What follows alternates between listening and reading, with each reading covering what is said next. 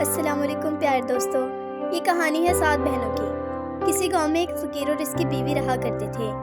इनकी 7 बेटियां थीं। गुर्बत के मारे ये मियाँ बीवी अपना और अपनी बच्चियों का गुजारा भीख मांगकर क्या करते थे। एक दिन फकीर ने अपनी बीवी से कहा कि मेरा खीर खाने को दिल चाह रहा है। ये बात सुनकर इसकी बीवी ने एक सर्द आह भरी और कहा, खीर हम गरीबों के नसीब में कहा।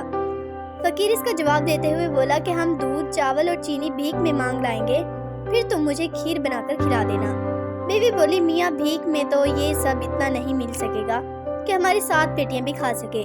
फकीर गोया हुआ कि अरे परेशान क्यों होती हो, हम खीर तब बनाएंगे जब सारी लड़कियां सो जाएंगी। इस तरह उन्हें पता भी नहीं चलेगा और हम जी भरकर खीर भी खा लेंगे।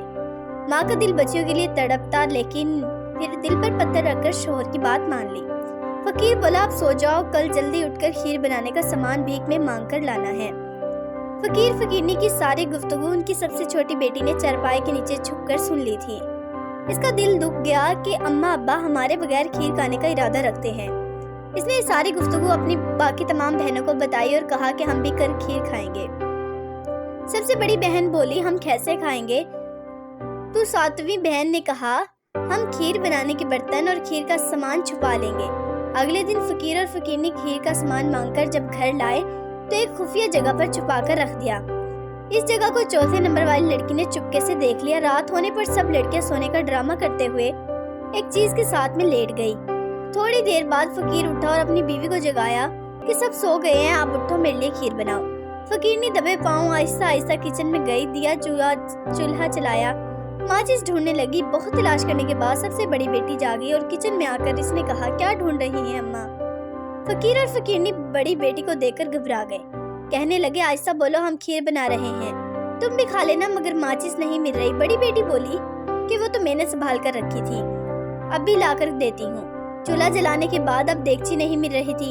इसी असना में दूसरे नंबर वाली लड़की किचन में दाखिल हुई। गोया, अम्मी क्या हुआ, क्या ढूंढ रही हैं?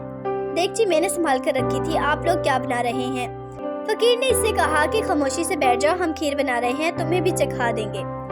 अब डोई तलाश करने की बारी आई, जिसे 3रे नंबर वाली लड़की लेकर वारदात हुई। लड़कियों की बढ़ती तादाद देखकर फकीर के दिल में नागवारी पैदा होने लगी। ऐसे करते करते दूध, चीनी, चावल, प्लेट लेकर सब लड़कियां खीर के गिर्द बैठ गई।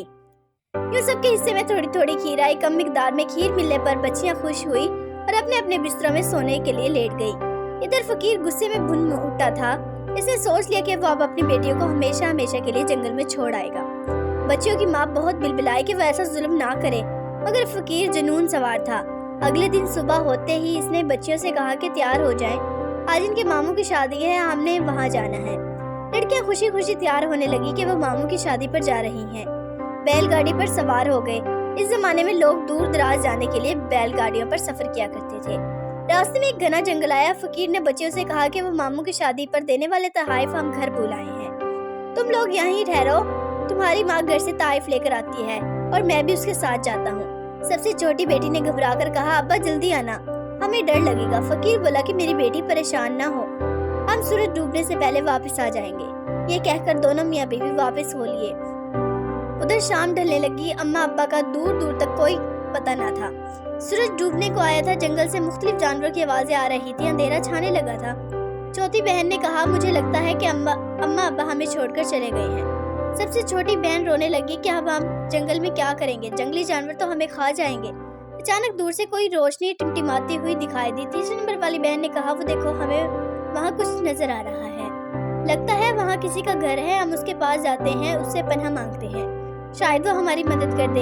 एक गोल झोपड़ी थी, मगर कद में काफी बड़ी थी। दरवाजा खुला हुआ था, मगर खटखटाने पर कोई बाहर नहीं आया। फिर छोटी बहन ने हिम्मत की और घर में दाखिल होकर आवाज लगाई, कोई है? किसी का कोई जवाब ना आया। घर में कोई ना था। सब बहनें घर में दाखिल हो गई। ये एक शानदार झोपड़ी थी जहाँ बड़े बड़े मर्तबान चीनी, चावल और दूध से भरे हुए थे। लड़कियां इतनी वाफर मिकदार में चावल, चीनी देखकर हैरान हो गई। सुबह से भूखी थी, इसलिए खीर उनकी मनपसंद डिश थी। चुनाचा लड़कियों ने खीर बनाने की तैयारी पकड़ी और खीर बनाकर चाट चाट कर खाई और आराम करने के लिए एक कमरे में नीम दराज हो गई। इतने में दराज का सियाह रिच जो झोपड़ी के गोल दरवाजे से दाखिल हुआ। ये झोपड़ी इस रिच की थी। रिच को भूख लग रही थी। चुनाचा वो अपनी मनपसंद खुराक खीर बनाने के लिए किचन की तरफ गया। वहाँ देगची में पहले से ही बकिया खीर मौजूद थी, जिसे सूंघकर रिच को इंसान की खुशबू आने लगी। वो समझ गया कि इस घर में कोई इंसान आया है, चुनाचा वो अपने घर की तलाशी लेने लगा। रिच के गिराने से लड़कियों की आंख खुल गई, साथ ही साथ इन पर ये राज भी आया हुआ कि वो जिस घर में है वो एक रिच का घर है। बस फिर क्या था, लड़कियों के हाथ पांव खौफ के मारे फूल गए। छोटी बहन चालाक थी, इसने एक तरकीब सोची और एक बड़ी कढ़ाई में ढेर सारा तेल डालकर तेज आंच में चूल्हे पर रख दिया। इतने में रिच किचन में दाखिल हुआ। छोटी बहन की तरफ लपका। छोटी लड़की चालाकी से काम लेते हुए तेजी से कढ़ाई के सामने से हटी और रिच सीधा इस खोलते हुए तेल में जा गिरा। मगर ये क्या, लड़कियां ये देखकर हैरान रह गई कि रिच तेल में जलने से सोने का बन गया। असल में वो कोई मामूली रिच ना था, बल्कि एक जादूगर था। अब ये क्या था, लड़कियों की खुशी का कोई ठिकाना ना रहा। वो बैठे बिठाए अमीर हो गई और जंगल की शहजादियां बन गई। प्यारे बच्चों, इस कहानी से हमें ये सबक मिला कि हमेशा अल्लाह की ज़ात पर भरोसा रखना चाहिए। इन लड़कियों को अल्लाह पर भरोसा था, चुनाचा उन्हें फ़कीरी से निजात मिली, जबकि उनके बाप ने गुर्बत से तंग आकर अल्लाह से अच्छे की उम्मीद छोड़ दी थी और फ़कीरी इसका मुकद्दर रहा। इस कहानी से एक और सबक मिलता है कि ज़रूरी नहीं जो हमें गलत नज़र आए वैसा ही गलत हो, बल्कि बाज़ औक़ात पसे पर्दा हमारे लिए कुछ बहुत ही अच्छा लिखा होता है, जिसका इल्म हमें आगे चलकर मालूम होता है। दोस्तों, अगर आपको हमारी स्टोरीज अच्छी लगे तो हमारा चैनल बी स्टोरीज को सब्सक्राइब करें।